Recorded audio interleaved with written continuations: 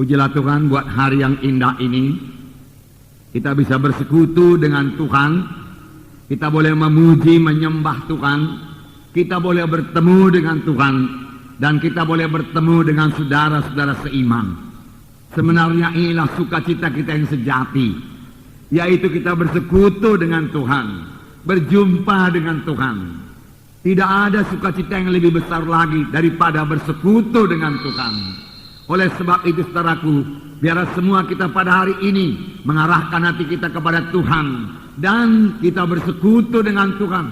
Roh Kudus ada di sini, siap sedia menolong kita. Dari pihak Tuhan sendiri sangat suka bersekutu dengan anak-anaknya. Tuhan mau bertemu dengan saudara-saudara sekalian. Tuhan mau berhubungan dengan kita semua pada hari ini. Di dalam Mazmur 25 ayat 14 saya membacakan kepada saudara. Mazmur 25 ayat 14. Tuhan bergaul karib dengan orang yang takut akan Dia dan perjanjiannya diberitahukannya kepada mereka. Nah, saudaraku, Tuhan sendiri rindu untuk bergaul karib, suka bergaul karib, bergaul intim dengan anak-anaknya yang takut akan Dia. Dia suka bergaul, dia suka berkata-kata dengan kita. Tuhan yang kita sembah, Tuhan yang hidup, yang mau berkata-kata dengan saudara, yang mau berkata-kata kepada saya. Dan Tuhan mau bergaul karib dengan kita. Dan memberitahukan jalan-jalannya, memberitahukan perjanjiannya, sehingga kita mengenal jalan Tuhan dalam hidup kita. Inilah yang terutama, bukan terutama berkat-berkat Tuhan saja yang kita inginkan. Seharusnya kita menginginkan persekutuan yang baik dengan Tuhan, persekutuan yang intim dengan Tuhan. Dalam Wahyu 3 ayat 20, sering ayat ini kita dengar pada waktu memberitakan berita keselamatan, yaitu Tuhan Yesus mengetuk di muka pintu hati kita ini untuk menerima, untuk masuk dalam hati kita. Memang inilah keselamatan. Oleh sebab itu selalu diberitakan, saudaraku, dalam berita keselamatan. Di sini dikatakan, Wahyu 3 ayat 20, lihat, aku berdiri di muka pintu dan mengetuk. Jika ada orang yang mendengar suaraku dan membukakan pintu, aku akan masuk mendapatkannya. Aku makan bersama-sama dengan dia dan ia bersama-sama dengan aku. Bukankah ini satu persekutuan yang erat dengan Tuhan Yesus? Yaitu Yesus mengetuk pintu hati kita. Ini terjadi setelah pada waktu kita datang kepada Tuhan Yesus. Lalu kita membuka pintu hati kita dan Yesus masuk ke dalam hati kita. Inilah keselamatan, inilah hidup kekal. Barang siapa yang memiliki Yesus, ia memiliki hidup yang kekal. Barang siapa tidak memiliki Yesus, tidak memiliki hidup yang kekal. Firman Tuhan berkata. Tetapi tidak sampai di situ saja. Setelah Yesus masuk dalam hati kita, setelah kita lahir baru, yaitu setelah kita menjadi anak-anak Tuhan, Dia tinggal dalam kita. Dia mau makan dengan kita, Dia mau minum dengan kita, Dia mau duduk bersama-sama dengan kita. Dia mau bercakap-cakap dengan kita. Dia mau bersekutu dengan kita. Sebenarnya untuk inilah kita diselamatkan Tuhan. Bukan sesudah selamat saudaraku kita menerima sebagai Tuhan dan Juru Selamat. Kemudian saudaraku kita tidak memperdulikan Tuhan lagi. Hidup suka hati kita renggang dengan Tuhan. Tidak, saudaraku, tidak. Cara yang kekal dalam nama Yesus. Jadi persekutuan yang erat dengan Tuhan. Persekutuan yang erat dengan Tuhan. Dalam 1 Yohanes 1 ayat 3 dikatakan. 1 Yohanes 1 ayat 3. Juga dikatakan persekutuan. Apa yang telah kami lihat dan yang telah kami dengar itu, kami beritakan kepada kamu juga. Supaya kamu pun memperoleh persekutuan dengan kami. Dan persekutuan kami adalah persekutuan dengan Bapa dan dengan anaknya Yesus Kristus. Ini Yohanes menuliskan, persekutuan kami adalah persekutuan dengan Allah dan persekutuan dengan anaknya Yesus Kristus. Hubungan kami adalah hubungan dengan Tuhan dan dengan anaknya Yesus Kristus. Karena kami memiliki hubungan dengan Tuhan Yesus, kita juga semua memiliki hubungan satu sama lain. Inilah yang sebenarnya diterangkan oleh ayat ini. Karena semua kita bersekutu dengan Yesus, atau dengan kata lain yang lebih intim lagi, semua kita telah menjadi satu dengan Yesus. Maka semua kita satu dalam Tuhan, lalu kita satu sama lain juga boleh bersekutu satu sama lain. Amin, saudaraku. Nah, Tuhan suka sekali persekutuannya demikian. Dari mulanya, ini dimulai dari Taman Eden. Tuhan menjadikan manusia Adam dan Hawa. Setelah itu Tuhan datang ke dalam Taman Eden, mengunjungi Adam dan Hawa, berkata-kata dengan Adam dan Hawa. Tetapi kemudian persekutuan yang begitu indah dengan Tuhan terputus. Karena apa? Karena dosa. Dosa memang memutuskan hubungan kita dengan Tuhan sampai sekarang.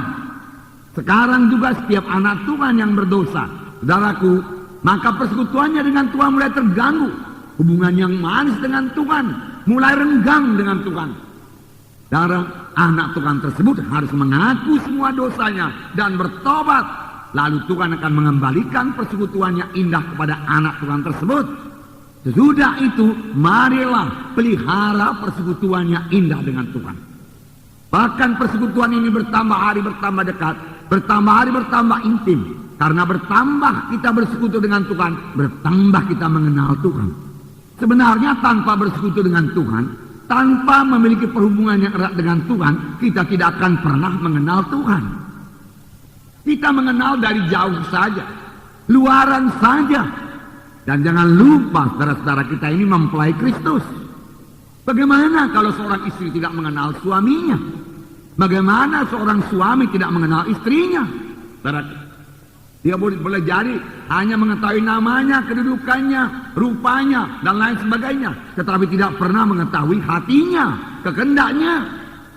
Dan itu hanya bisa diperoleh kalau ada persekutuan yang erat satu sama lain.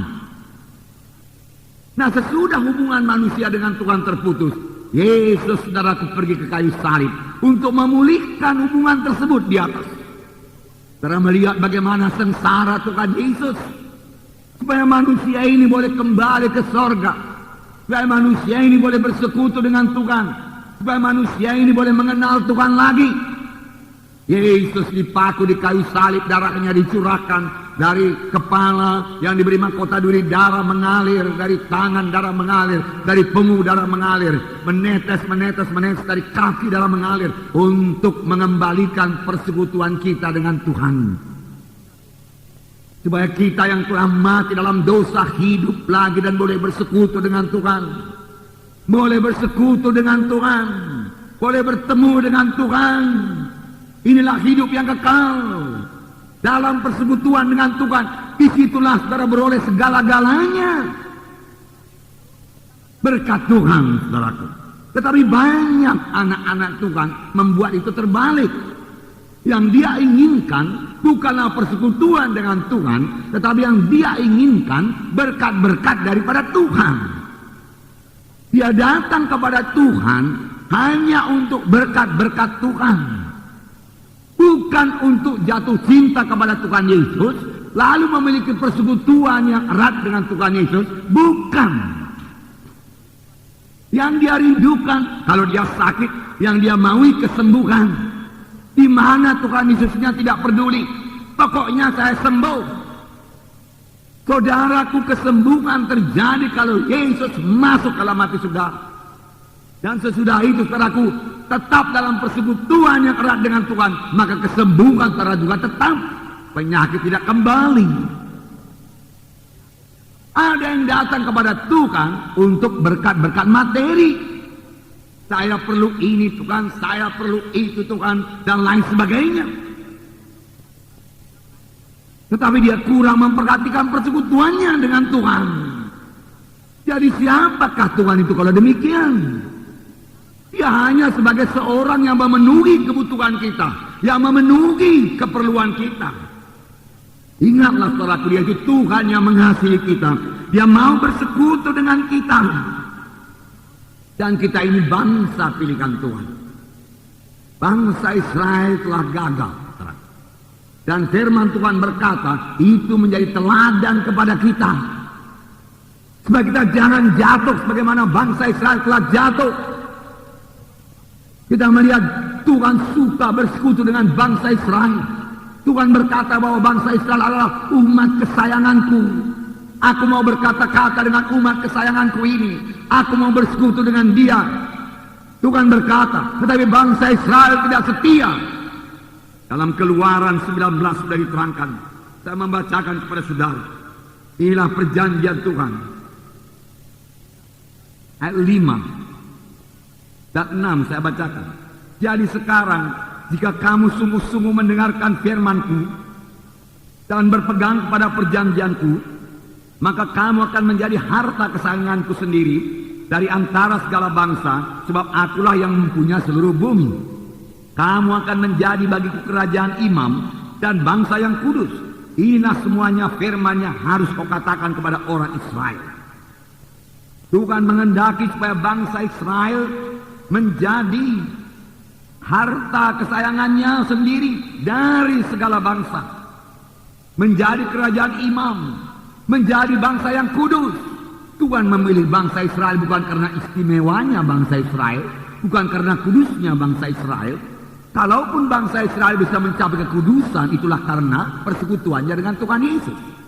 Demikian juga kita dipilih Tuhan bukan karena baiknya kita ini, bukan karena sucinya kita ini. Tetapi sesudah kita dipilih Tuhan dan kita beroleh persekutuan dengan Tuhan, maka dari kita keluarlah kesucian, keluarlah perbuatan yang baik. Amin, saudaraku. Karena kita sudah sanggup, karena Yesus sudah ada dalam hati kita. Mengapa saya katakan tadi bangsa Israel telah gagal? Karena kemudian kalau saudara baca ayat-ayat berikutnya, beberapa waktu sesudah ini bangsa Israel mulai menyembah berhala, mulai menyembah Baal, mulai menyembah Asitoret dan lain sebagainya. Dan Tuhan berkata, perbuatanmu itu sama dengan perbuatan berzina. Engkau berzina dengan Baal. Saudara, karena dari mulanya bangsa pilihan Tuhan itu, umat pilihan Tuhan itu adalah mempelai yang dikasihi oleh Tuhan. Bagaimana kalau seorang istri saudaraku berbuat serong di luaran sana, saudaraku? Tentu suaminya sangat tidak suka. Demikianlah Tuhan kepada bangsa Israel. Begitulah jahatnya, begitulah kejinya penyembahan berhala itu kepada Tuhan. Oleh sebab itu bagi kita sekarang, kita juga umat pilihan Tuhan, sudah dipilih Tuhan. Sama sebagaimana bangsa Israel sudah dipilih Tuhan. Bangsa Israel telah gagal, tetapi Tuhan menghendaki pada akhir zaman ini bangsa pilihannya tidak gagal lagi, menjadi umat pilihan Allah yang memberitakan berita yang baik daripada Tuhan, memberitakan kebaikan Tuhan. Dalam 1 Petrus pasal 1 ayat 1 pasal 2 ayat 9 dikatakan hampir sama bunyinya dengan Keluaran 19 tadi, supaya kita memiliki persekutuan yang indah dengan Tuhan. Siapakah kita ini sebenarnya, saudaraku, di hadapan Tuhan? Saya membaca kepada saudara 1 Petrus 2 ayat 9, tetapi kamulah bangsa yang terpilih, imamat yang rajani, imam-imam, bangsa yang kudus, umat kepunyaan Allah sendiri, supaya kamu memberitakan perbuatan-perbuatan yang besar dari Dia yang telah memanggil kamu keluar dari kegelapan kepada terangnya yang ajaib. Luar biasa berkat Tuhan atas kita. Dahulu kita gelap. Saya bacakan tadi ayat 10. Kamu yang dahulu bukan umat Allah, tetapi sekarang telah menjadi umatnya. Yang dahulu tidak dikasihani, tetapi sekarang telah beroleh belas kasihan.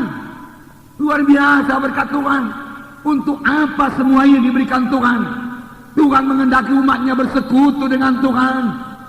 Tuhan menghendaki umatnya bergaul intim dengan Dia. Karena kita juga bangsa kesayangan Tuhan, imam-imam. Bagaimana seorang imam yang membela umat Tuhan tidak bersekutu dengan Tuhan? Tidak bisa, tidak bisa. Harus bersekutu dengan Tuhan. Oleh sebab itu mulai hari ini kejar persekutuan saudara dengan Tuhan. Jangan mengejar berkat-berkat Tuhan saja. Entahkah itu berkat kesembuhan, entahkah itu berkat materi, entahkah itu berkat rohani sekalipun, saudaraku. Urapan sekalipun, saudaraku. Hanya urapan, urapi saya Tuhan, pakai saya Tuhan. Oh, beri kuasa-Mu kepada saya Tuhan. Semua saya. Tetapi di mana Yesusnya? Adakah kita mengusahakan persekutuan yang indah dengan Tuhan? Adakah kita berusaha mengenal jalan Tuhan? Mengenal Yesus lebih dalam lagi? Mengenal jalan-jalannya? Mengenal kehendaknya? Sebenarnya untuk itulah kita dipanggil Tuhan, supaya kita kenal Yesus, bersekutu dengan Dia. Bukannya tahu namanya saja, saudaraku, tapi entah di mana Yesusnya nggak tahu. Saudaraku, itu sangat menyedihkan. Banyak orang Kristen demikian, menyebut nama Yesus, pergi ke gereja, tapi dia nggak tahu di mana Yesus. Apakah di dalam hatinya atau tidak pun dia tidak tahu. Apakah dia sudah bertemu dengan Yesus pun dia tidak tahu, saudaraku. Bagaimana beroleh hidup yang kekal demikian? Nanti akan kita baca ayat yang mengatakan, inilah hidup yang kekal, Tuhan berkata, yaitu mereka mengenal Engkau Allah dan mereka mengenal Yesus Kristus. Bagaimana beroleh hidup yang kekal tanpa mengenal juru selamat, tanpa mengenal Yesus Kristus, tanpa bersekutu dengan Dia? Bisakah pintu surga terbuka? Tuhan menyembuhkan, haleluya, saya percaya. Mujizat Tuhan berlangsung, saya percaya. Maksudnya supaya jiwa itu bukan sekedar sembuh saja. Maksud Tuhan supaya jiwa itu mengenal Yesus. Karena mujizat menunjuk kepada Yesus. Dan dia kenal Yesus. Dan dia ikut Yesus. Dan dia bersekutu dengan Yesus. Dan dia berkata-kata dengan Yesus. Dan dia bergaul intim dengan Yesus. Dan bertama kenal kepada Yesus. Dan jatuh cinta kepada Tuhan Yesus. Amin. Haleluya. Nah, itulah kehendak Tuhan, saudaraku, dalam hidup kita. Nah, saudaraku yang kasih dalam nama Yesus, sayang sekali banyak anak Tuhan kurang memperhatikan persekutuannya dengan Tuhan. Yang mereka inginkan hanya berkat-berkat saja dari Tuhan. Mereka mau supaya Tuhan memenuhi semua kebutuhan mereka. Jadi kalau demikian, siapakah Tuhan itu kepada mereka? Hanyalah sebagai Tuhan yang memenuhi kebutuhan mereka, melepaskan mereka pada masa kesukaran, melepaskan mereka pada masa kesesakan. Benar, Tuhan akan memberikan itu semua. Benar, saudaraku. Tapi kalau sampai di situ saja, saudaraku, pengikutan kita kepada Tuhan, maka persekutuan kita dengan Tuhan sangat dangkal, saudaraku. Maka, saudaraku, pengenalan kita akan Tuhan sangat dangkal. Yang kita inginkan berkat-berkatnya saja. Mari kita inginkan Yesusnya, pribadinya, dan kita punya hubungan pribadi ke pribadi, person to person, relationship, saudaraku, persekutuan dengan Tuhan. Amin, saudara. Itulah yang perlu kita bina. Itulah hidup yang kekal. Itulah berkat-berkat. Itulah kuasa. Sudah kita punya hubungan yang indah dengan Tuhan. Haleluya. Minggu yang lalu kita melihat firman Tuhan yang sangat indah, saudara, yaitu dalam Yohanes 15, di mana dikatakan bahwa Tuhan Yesus adalah pohon anggur, kita adalah ranting-rantingnya. Betapa intim persekutuan itu, betapa eratnya persekutuan itu. Adakah ini sudah kita miliki? Adakah kita berusaha untuk memperoleh persekutuan seperti ini? Saudara, kalau misalnya sebatang ranting saudaraku berkata kepada pohon, aku hanya mau buah saja, tapi aku tidak mau dekat dengan engkau. Tidak bisa. Jadi, aku mau daun yang segar, berilah aku daun yang hijau, berilah aku buah yang lebat, tapi aku tidak mau dekat dengan engkau. Aku tidak mau mengenal jalan-jalanmu. Tidak bisa. Firman Tuhan berkata, jikalau ranting itu terpisah daripada pohon, maka padanya tidak ada lagi kehidupan. Sebab semua kehidupan datang dari pohon, semua kekuatan datang daripada pohon, semua zat-zat makanan datang daripada pohon. Kalau sekarang semua urapan datang daripada Yesus, saudaraku. Kalau kita bersekutu erat dengan Yesus, jadi bukan hanya berkat-berkatnya saja, bukan berkat-berkat Tuhan yang terutama, tetapi persekutuan kita dengan Tuhan Yesus, intim dengan Tuhan Yesus, baik dengan Tuhan Yesus, saudaraku. Puji Tuhan. Kita lihat lagi bangsa Israel, saudara. Mereka baru saja melewati Laut Kulsum. Mujizat Tuhan yang luar biasa terjadi kepada mereka dan mereka bersukacita menerima mujizat Tuhan. Mulai daripada Mesir mereka sudah bersukacita menerima mujizat Tuhan. Kuasa Tuhan luar biasa ditunjukkan kepada mereka. Mereka menyeberangi Laut Kulsum, air sebelah kiri dan sebelah kanan sebagai dinding batu. Padahal air tidak menutup mereka, tidak menenggelamkan mereka. Oh, mereka melihat kuasa Tuhan. Mereka melihat bagaimana Tuhan berperang bagi mereka. Orang Mesir mengejar dari belakang, tetapi Tuhan membuat roda kereta orang Mesir berputar pada tempatnya, tetapi tidak maju-maju. Dan Tuhan mengirimkan terang kepada bangsa Israel, gelap kepada bangsa Mesir. Dan setelah bangsa Israel sampai ke seberang, Laut Kulsum tertutup. Miriam bersukacita luar biasa, bersorak-sorai. Dan dia menari-nari. Tidak salah, harus demikian. Kalau kita sudah mengalami mujizat Tuhan, puji Tuhan, bersorak, melompat, haleluya. Kami bersukacita saudaraku di Siantar. Mengapa? Karena mujizat Tuhan terjadi.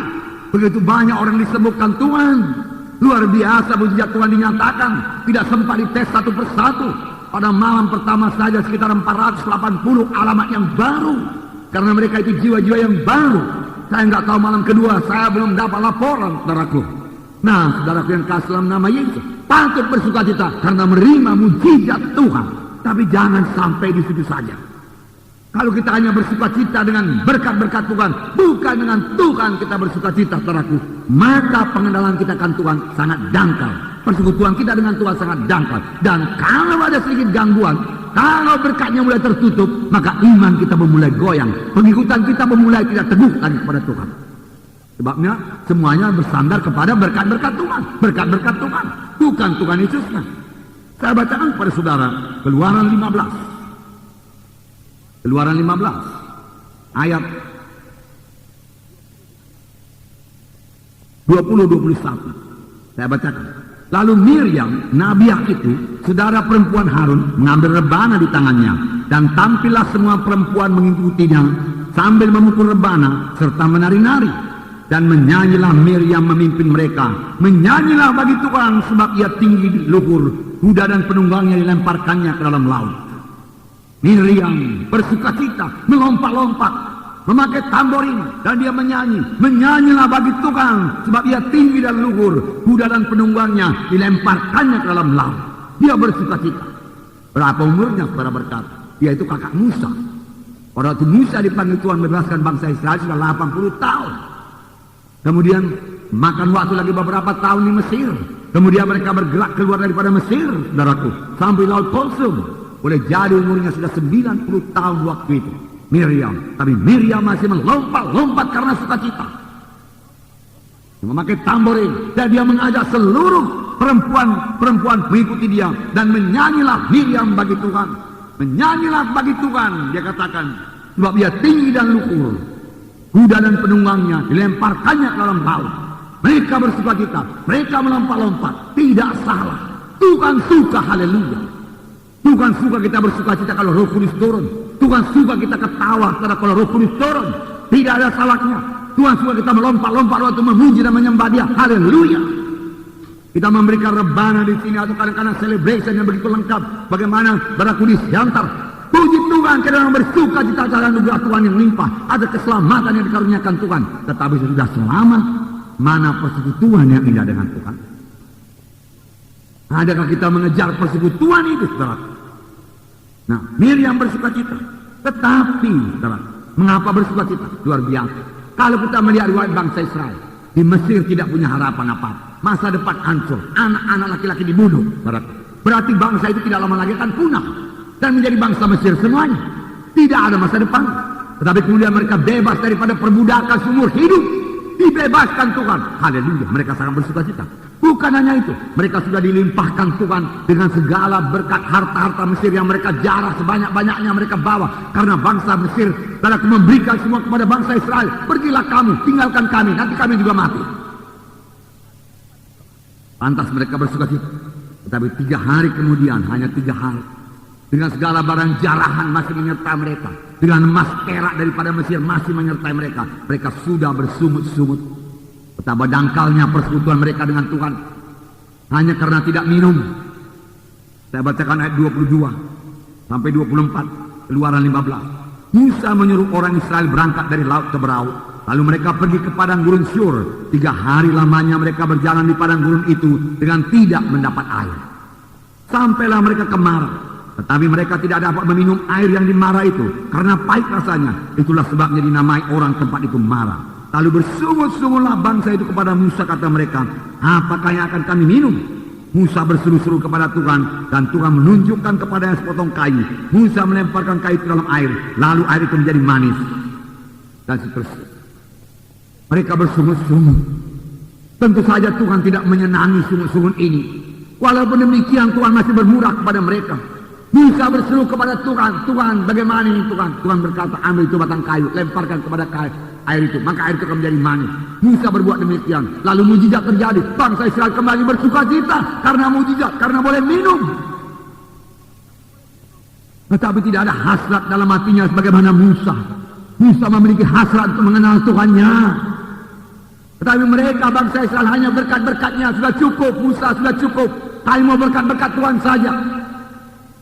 Kami mau mana boleh, dia katakan. Bahkan kemudian mana pun dia bosan. Saya pun heran juga, mana makanan daripada Tuhan, ya, bisa juga membosankan mereka. Ya boleh jadi juga lah, oke lah, karena sudah bertahun-tahun bosan juga, betapapun enaknya, haleluya. Ya, tetapi Tuhan Yesus tidak pernah membosankan. Amin, saudara. Nah,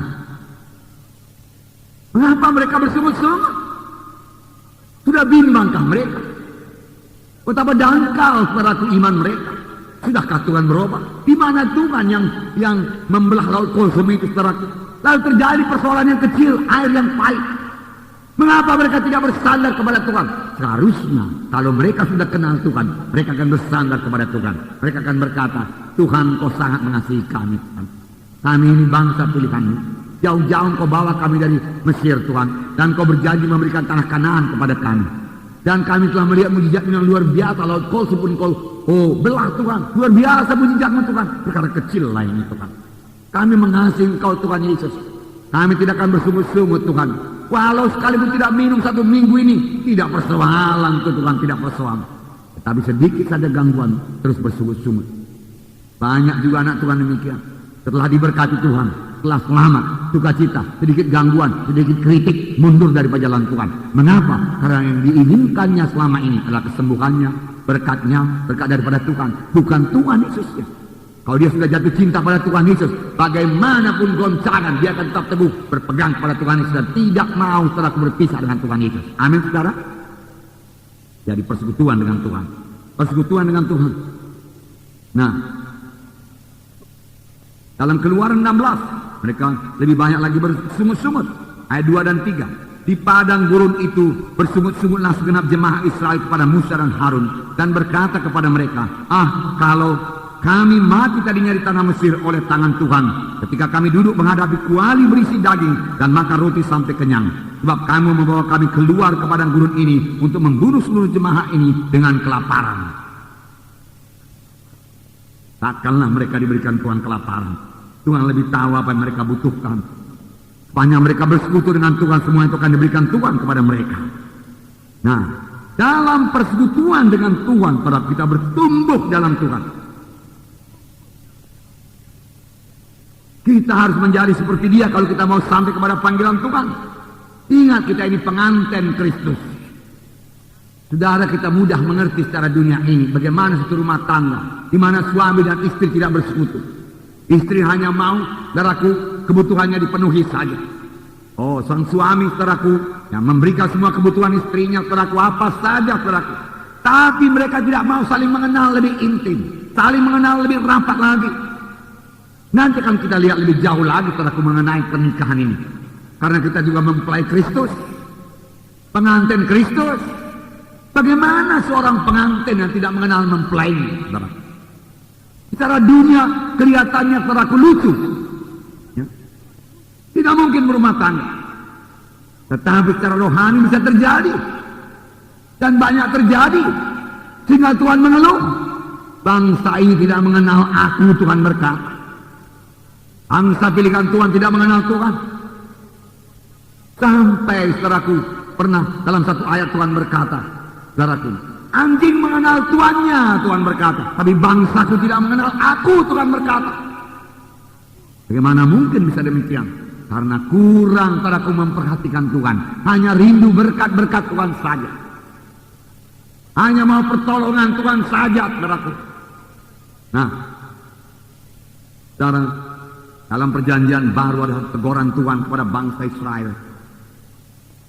Di dalam Yohanes 6 ayat 24 sampai 26. Ini memang saudaraku sangat duniawi, saudaraku, dan sangat badani, saudara. Yohanes 6 ayat 24. Ini terjadi sesudah Tuhan Yesus memberi makan 5.000 orang.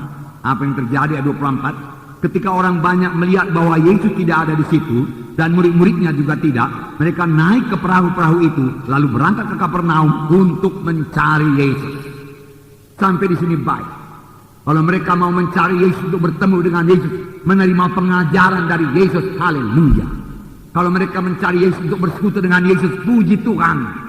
Tapi rupanya hati mereka tidak demikian. Untuk apakah mereka mencari Yesus?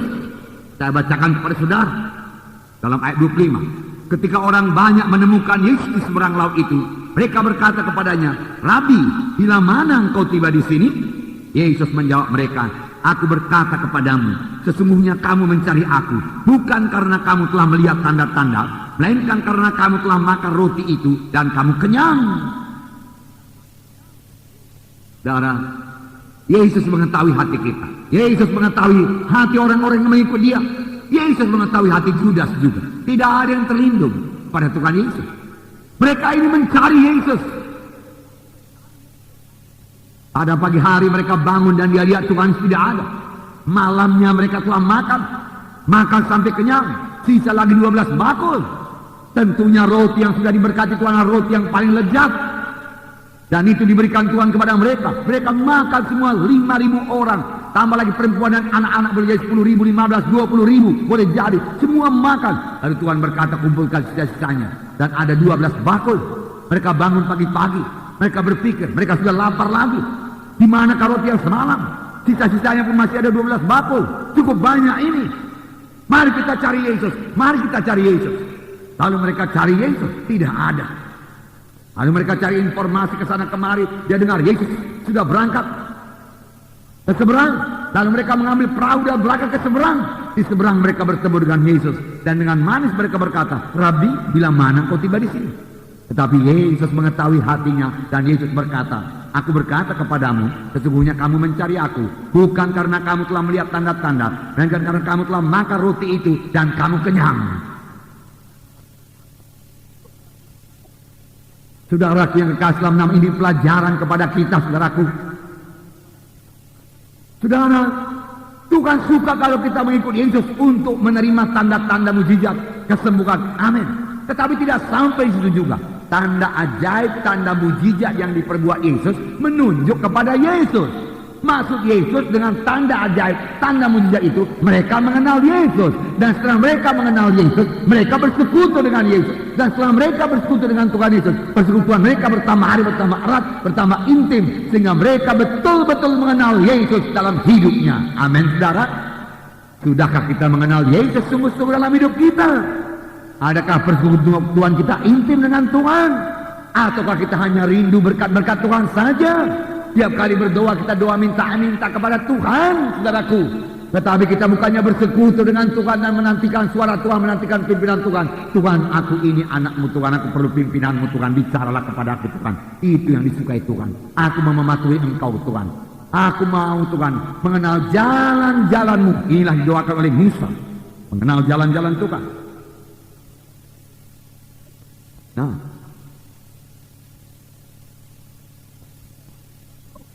kalau kita membuka mata kita, saudara, kita akan melihat bahwa sampai sekarang banyak orang datang kepada Tuhan hanya mengharapkan berkat-berkatnya saja. Hanya mengharapkan berkat kesembuhan, hanya mengharapkan berkat materi, hanya mau supaya Yesus melepaskan daripada ikatan-ikatan. Memang Yesus baik dan memang itu diberikan Tuhan. Tetapi bukan itu tujuan akhirnya. Tujuan akhirnya yaitu supaya mereka bersekutu dengan Tuhan Yesus. Supaya mereka kenal Yesus, mematuhi Tuhan Yesus, dan dibentuk terus sehingga menjadi sama seperti Yesus. Tuhan Yesus datang ke dunia ini bukan untuk memenuhi kebutuhan kita saja. Lalu kita ada keperluan, datang kepada Yesus. Nggak ada keperluan, nggak mau datang kepada Yesus. Sudah sembuh, sebelum sembuh berdoa sungguh-sungguh kepada Tuhan. Tuhan sembuhkan aku, Tuhan sembuhkan. Dan segala ayat-ayat kesembuhan kita katakan, oleh bilurmu aku sudah sembuh Tuhan. Pada waktu engkau di bumi ini engkau berjalan-jalan menyembuhkan orang sakit Tuhan. Haleluya Tuhan. Engkau tidak menilai atas rupa orang Tuhan. Tidak ada mustahil kepadamu. Aku percaya aku sembuh. Haleluya. Terima kasih Tuhan. Memang Tuhan menyembuhkan. Karena itu firman Tuhan. Amin saudaraku. Karena memang kesembuhan sudah disediakan Tuhan. Oleh bulu-bulu Yesus kamu sudah sembuh. Tetapi sampai itu saja kah masuk Tuhan? Tidak, saudaraku. Masuk Tuhan lebih jauh lagi, saudaraku. Supaya orang itu bersekutu dengan dia, saudaraku. Jadi umat dirikan Tuhan. Saudara, umat harus bersekutu dengan Allahnya. Amin, saudara. Mengenal Allahnya. Buku Daniel mengatakan umat yang mengenal Allahnya akan kuat. Bukan umat yang menerima tanda ajaib, tetapi umat yang mengenal Tuhan akan kuat. Biarlah kita mengenal Yesus, saudara, lebih dalam lagi.